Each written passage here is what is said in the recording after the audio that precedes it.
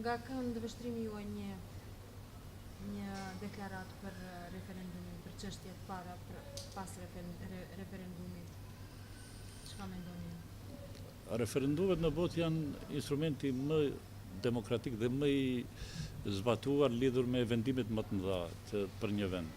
Zvicra i ka të rëndomta edhe për çështjet tepër të vogla, po e zhvillon demokracinë lokale, e zhvillon vullnetin, e përkrah vullnetin e qytetarëve lidhur me vendime që janë jetike.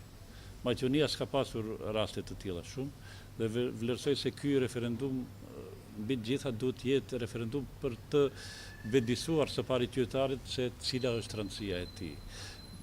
Ndoshta shumë pak bëhet në drejtim të sqarimit të referendumit si të motivimit të qytetarëve për të shfrytzuar të drejtën e tyre demokratike, po vlerësoj se pas një periudhe të gjatë të destabilizimit të vendit, pas një periudhe të gjatë pa perspektivë, mundësia që u ofrohet qytetarëve me këtë referendum është tepër e madhe dhe vlerësoj se duhet më tepër të punohet në drejtim të vendisimit të tyre se cila është rëndësia e vendimit pro ose kundër në këtë referendum.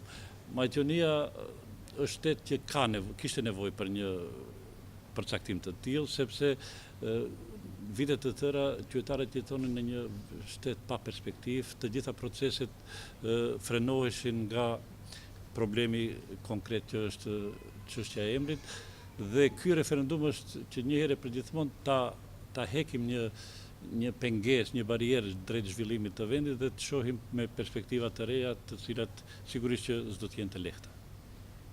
Si mendoni si do të jetë dalja? Do të arrijë cenzusi ose jo ose? Krijimi i cenzusit është problem nga të dy anët. Shqiptarët ndoshta nuk e kanë të zhvilluar shumë atë daljen në zgjedhje, duhet shumë ta motivosh, partitë politike i motivonin përderisa shikonin interesin e tyre.